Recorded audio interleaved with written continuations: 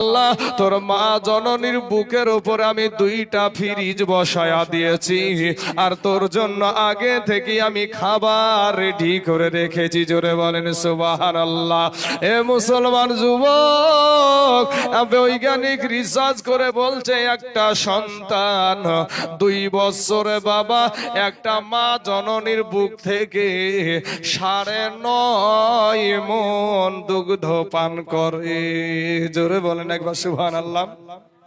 9.5 মণ একটা মা জননীর স্তন থেকে একটা সন্তান দুগ্ধ পান করে। আর সেই মাকে তুমি তালাশ করো না, সেই মাকে তুমি অবহেলা, লাঞ্ছিত, বঞ্চিত, পদদলিত করো।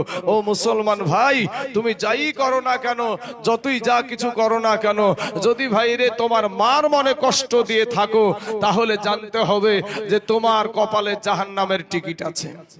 কারণ আমার দয়ার নবী, আমার মায়ার নবী, উনি বলছেন দয়া মুসা নবী আল্লাহকে বলছে, আল্লাহ গো, জান্নাতে আমার সঙ্গী কি হবে? জান্নাতে আমার সঙ্গী কে হবে? তো বলে তোমার সঙ্গী একটা কসাই হবে, একটা মাংস করা কসাই হবে। মুসা আলাইহিস সালাম বললেন আমি তার সঙ্গে সাক্ষাৎ করতে চাই। আমার আপনার নবী, আমার আপনার সেই মুসা নবীকে আল্লাহ ঠিকানা বলে দিলেন যে অমুক বাজারে দেখবা মাংস করে নিয়ে বসে আছে। সেখানে চলে গেলেন, সকালবেলাতে গিয়ে দেখছে হ্যাঁ মাংস করে বসে আছে। তো ভালো ভালো মাংসগুলা, ডুমাগুলা আপনার তিরপলের তলে লুকায়া রাখছে। মুসা নবী আল্লাহ গো, এই তো মাংস চোর। বলে মুসা নবী তুমি দেখতে থাকো।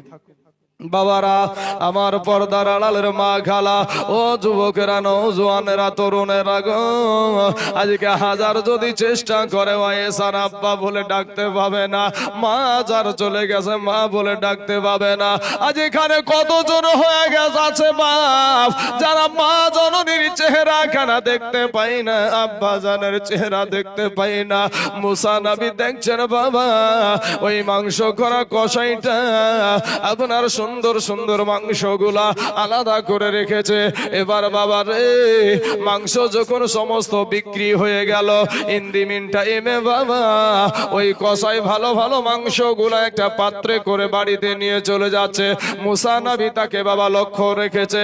এ বাবা, আমার ভাই জানেরা, বাড়িতে গিয়ে দেখে তার জনম দুঃখিনী মা, ওই মা জননী বিছানায় বাবা অসুস্থ অবস্থায়, বৃদ্ধ অবস্থায় আপনার বিছানায় শুয়ে রয়েছে। বিছানাতে পায়খানা করে দিয়েছে। ওই পায়খানা গুলা অনেকক্ষণ থাকার কারণে মা জননীর শরীরে লেগে গেছে। হাতের নখ দিয়ে ওই কসাই বাবাজি ওই নোংরা ওই পায়খানা গুলা আপনার খুঁটরিয়ে খুঁটরিয়ে তুলছে।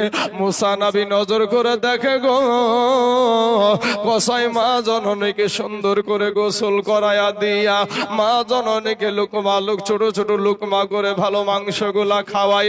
খাওয়ানোর পরে বলে মা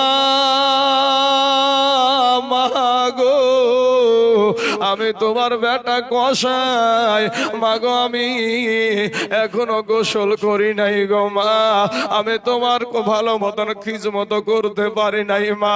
ও মা, পেটের জন্য একটু দৌড়াতে হয় মা, মা তুমি আমাকে মাফ করে দিও মা। মাকে সুন্দর করে খাওয়ায়া সুন্দর পরিষ্কার জায়গাতে বিছানা করে দিয়া বলে মা গো, এখানে একটু তুমি আরাম করো মা, আমি তোমার বেটা একটু গোসলটা করে আসি। মুসা নবী নজর করে দেখে গো, যে মা জননী আল্লাহর দরবারে 2খানা হাত উঠায়া বলে, আল্লাহর দরবারে 2খানা হাত তুলে বলছে, আল্লাহ গো, আমি আমার বেটার উপরে আমি বড় খুশি হয়েছি গো আল্লাহ। আল্লাহ গো, আমার বেটার উপরে তুমিও খুশি হয়ে যাও ও গো আল্লাহ। আমি শুনেছি এই জামানার সর্বশ্রেষ্ঠ নবী হলো মুসা নবী। ও গো আল্লাহ, আমি মা হইয়া দোয়া করি গো আল্লাহ, আমার বেটাকে তুমি মুসা নবীর সঙ্গে জান্নাতে সঙ্গী বানায়া দিও। জোরে বলেন সুবহানাল্লাহ। আজ কারা গো মাহারা, আজ কারা জানি আব্বা হারা এখানে বসে আছেন, কত মা জননীকে কবরে রেখে এসেছেন। ও মুসলমান যুবক রে, ওরে আমার কালেমার ভাইয়েরা, আজকে মা জননীর জন্য একটু দোয়া করেন না। অনেক আলেম ওলামা দুনিয়াতে আসলো রে বাবা, দুনিয়াতে আসার পরে মা জননীর কবর জিয়ারত করা বন্ধ করে দিল। তাদের দলে আপনারা নাম লেখায়া দিলেন। আপনি মারা যাবেন, আপনার জন্য একটু দোয়া করবে, এইরকম অবস্থা মৌলবী সমাজই রাখছে না বাবা। কিছু কিছু মৌলবীরা এই দোয়াটা উঠিয়ে দিল। আপনারা বলবেন আমাদের এলাকাতে তো কবর জিয়ারত হয়, আমাদের এলাকায় তো মাটি দেওয়ার পরে দোয়া করে। কিন্তু মুসলমানেরা গো, আপনাদেরকে একটা কথা বলি বাপ, যেদিন আপনাকে পুরাপুরি গ্রাস করে ফেলবে, যেদিন আপনাকে পুরাপুরি খেয়ে নিবে, সেদিন আপনার বাপ মার জন্য কবর জিয়ারত আর করবে না। আমার বাবা শ্বশুর আব্বা যার শ্বশুর বাড়ি হলো বেলডাঙ্গা এলাকায়। ও মুসলমান, ওই এলাকাটাকে পুরা গ্রাস করে নিয়েছে। আজ থেকে 3 মাস আগে আমার শ্বশুর আব্বা জান ইন্তিকাল করলো।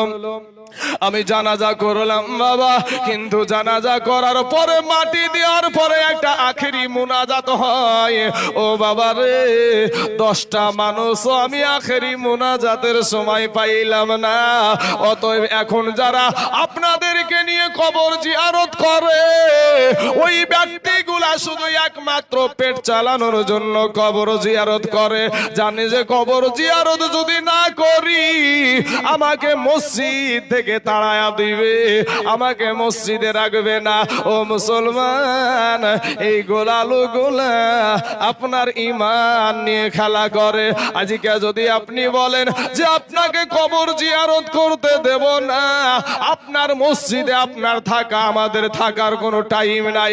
কারণ বাবা রে, আমরা যেটা করি সেটা আল্লাহ এবং আল্লাহর নবীকে খুশি করার জন্য করি, সাধারণ মানুষ খুশি করার জন্য নয়। কারণটা কি? কারণ হলো এই মানুষগুলা দুনিয়াতে আমাকে ভালোবাসা দিবে, আর কিয়ামতের দিন আমার নবী আমাকে ভালোবাসা দিবে, আমার নবী আমাকে জান্নাতে নিবে। তাই আমি বলে থাকি, দয়ার নবী বিনে গো আপন বলতে কেহ নাই জগতে, আমার মায়ার নবী বিনে গো আপন বলতে কেহ নাই জগতে। ওরে ভেবে দেখি আমি সব বিদেশি, মিছে মায়ার ভবেতে আপন বলতে কেহ নাই জগতে। ভাইরে আমার নবীকে যারা মাটির মানুষ গো বলে, শ্রেষ্ঠ জীবন তাহার গেছে রে বিফলে। ওরে যাবি আবার পশুর দলে, আসতে হবে ফিরিয়া, আপন বলতে কেহ নাই জগতে। আমার নবীকে মাটির তৈরি বলা মানুষ আছে না নাই গো? মুসলমান বাবাজি ভাই আমার, যে মৌলভী সাহেব বলেন নবী মাটির তৈরি, সেই মৌলভী সাহেবের বাপও মাটির তৈরি না, और बापो माटी तैरी ना। कारण আল্লাহ কোরআনে সবগুলা বলে দিয়েছে। এতটুক পড়ার পরে বাবা লাফালাফি শুরু হয়ে যায়। সোনা মানিক সূরা সুয়াদ ৭১ নম্বর আয়াত, আল্লাহ নারায়ে তাকবীর, আল্লাহু আকবার, নারায়ে রিসালাত, ইয়া রাসূলুল্লাহ, মাসলাকে আলা হযরত, জিন্দাবাদ, উলামা আহলে সুন্নাহ, জিন্দাবাদ, মাওলানা মুফতি আইয়ুব রেজা সাহেব, জোরে বলেন জিন্দাবাদ, জিন্দাবাদ, নারায়ে তাকবীর, নারায়ে রিসালাত। বাবাজি আমার সোনা মানিকের আমার ভাইজানেরা বক্তা হাজির হয়ে গেছে, অনেক বক্তা। অনেক বক্তা কখন যে কোনটা বলবার ঠিক পাওয়া যাচ্ছে না, বুঝতে পারছেন নাকি? হ্যাঁ, যে একটা যে সাজিয়ে কুজিয়ে যে একটাতে সঠিকভাবে নিয়ে যে পৌঁছাবো সেই টাইমটুকু আজকে নাই বাবাজি। তো যাই হোক, বক্তা যেহেতু হাজির হয়ে গেছে, আমি আমার বক্তব্য এখান থেকে ইতি করে দিলাম। বলার মধ্যে ভুল ত্রুটি আমি ক্ষমা প্রার্থী। আসসালামু আলাইকুম।